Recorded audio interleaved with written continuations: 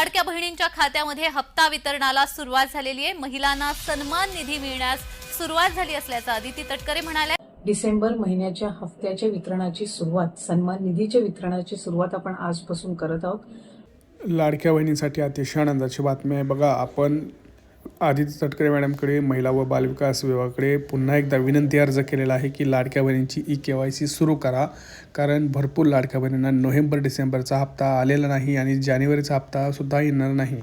त्यामुळं लक्षात घ्या, पटापटा कमेंट करा कृपया करून, कोणाकोणाची KYC झालेली आहे, कोणाकोणाला डिसेंबरचा हप्ता आला आहे। कारण तुमची बघा, तुम्ही जोपर्यंत कमेंट करा नाही तोपर्यंत मला समजणार नाही की काय विनंती करायची आहे, खरंच तेवढ्या लाडक्या बहिणी आहेत का। कारण 100, 500 आणि 1000 कमेंट्सने काय होत नाही, कारण आपल्याला माहिती आहे 2,50,00,000 लाडक्या बहिणी इथं पात्र आहेत। आपल्याला जर कमेंट्समध्ये 15-20 हजार जर कमेंट्स आल्या तर आपण तिथं पुरावा दाखवू शकतो लाडक्या बहिणींसाठी महिला व बालविकास कार्यालयात। कारण मी बघायला लागलो तर मला म्हणतात की 50 आणि 100 कमेंट्सने काय होतं, एवढं तर लाडक्या बहिणी अपात्रच असतील ना।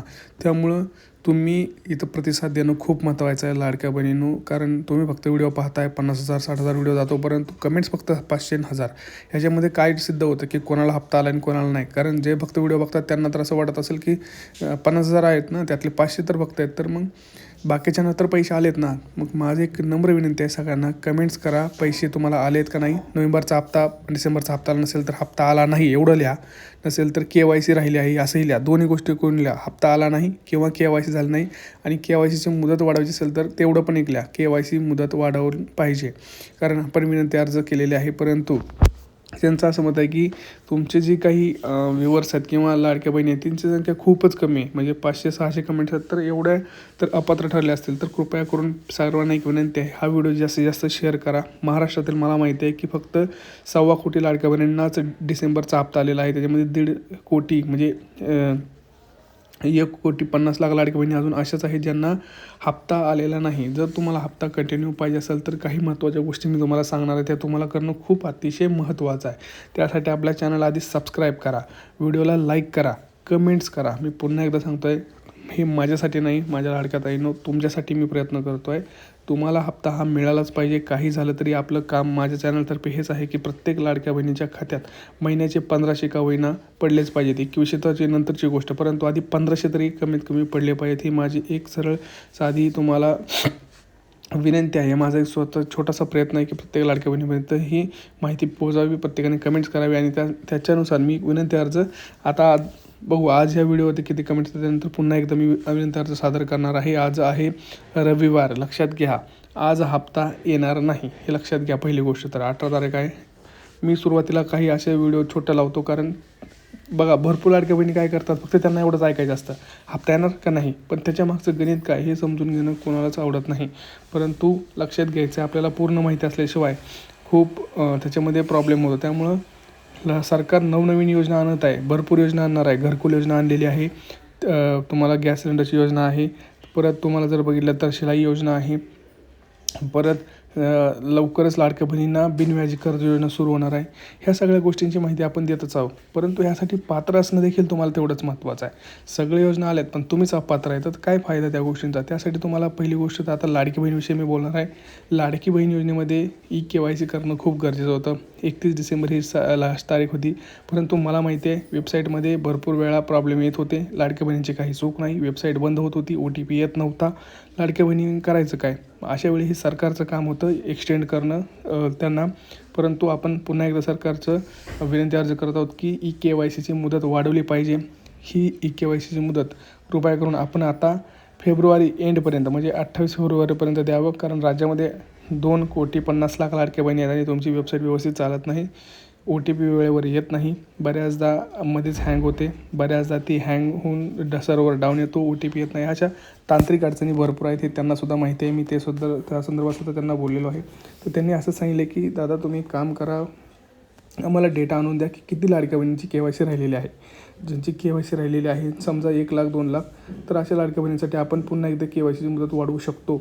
त्यामुळं असा विनंती अर्ज आपण करू शकतो पुढे महिला व बालविकास अधिकाऱ्याकडे आणि आदिती तटकरे मॅडमपर्यंत आपण त्यांच्या PA आपण पोहोचू शकतो। परंतु जोपर्यंत डेटाच नाही आपल्याकडं तर त्याच्या आधारित बोलणं काही फायदाच नाही आहे, कारण तुम्हाला माहिती आहे प्रत्येक गोष्टीसाठी पुरावा लागतो आणि पुरावा असणं हे तेवढं महत्त्वाचं आहे. त्यासाठी आणि पुरावा मला कुठून मिळणार? तुमच्या कमेंट्स थ्रू मिळणार. तुम्ही जोपर्यंत चांगले सोडा, तुम्ही फक्त एवढं तर सांगा की KYC झाले की नाही, तुम्हाला मुदत वाढवून हवी आहे की नाही, डिसेंबरचा हप्ता कोणाला आलेला आहे, नोव्हेंबरचा हप्ता कोणाला आलेला नाही. आता बघूया बाकीचा. मग आता तुमचा प्रश्न आहे की डिसेंबरचा हप्ता मिळणार का? हो, डिसेंबरचा हप्ता मिळणार, परंतु ज्यांची KYC पूर्ण आहे. आता मधल्या काळात मतदान झालं, भाजप विजय झालं, महायुती सरकार विजयी झालं, शिवसेना आली. आता काल शनिवार होता, काल वाटपाला सुरुवात व्हायला हवी होती पण नाही झाली. पण आज रविवार आहे, आज होणार नाही, पण उद्या सकाळी आपल्याला डिसेंबरचा हप्ता पाहायला मिळू शकतो. ज्या राहिलेल्या लाडक्या बहिणी आहेत, ज्यांची KYC पूर्ण झालेली आहे, अशा लाडक्या बहिणीच्या खात्यात तिथं पैसे पडायला सुरुवात होणार आहे. उद्या सकाळी 10 वाजल्यापासून पुढे हे वाटप सुरू होणार आहे. आता ते जिल्हा कोणते असतील तर तुम्हाला एक सांगतो आहे.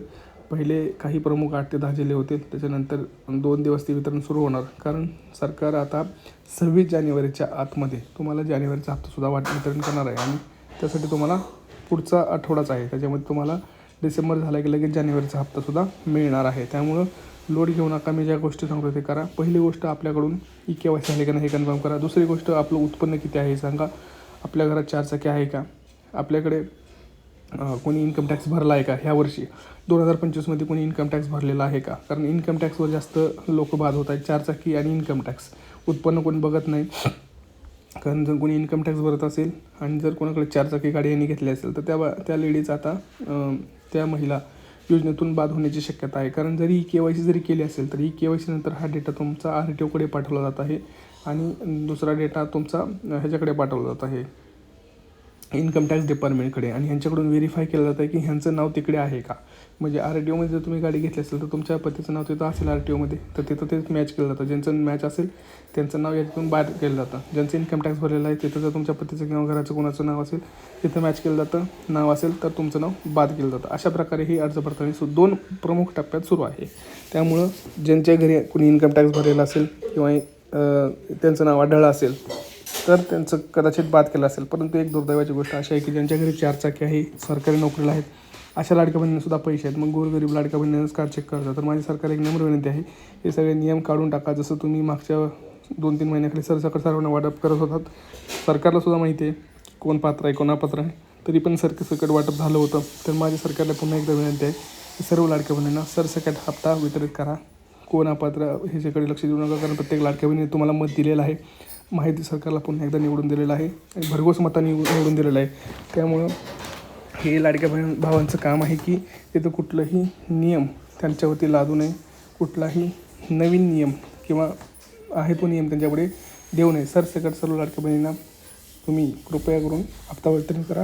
आणि आज आपले जेवढे कमेंट्स येतील त्या कमेंट्सचा पुरावा घेऊन आपण पुन्हा एकदा लाडक्या बहिणींसाठी विनंती अर्ज करणार आहोत की पुन्हा एकदा लाडक्या बहिणींना संधी द्या, KYCसाठी संधी द्या.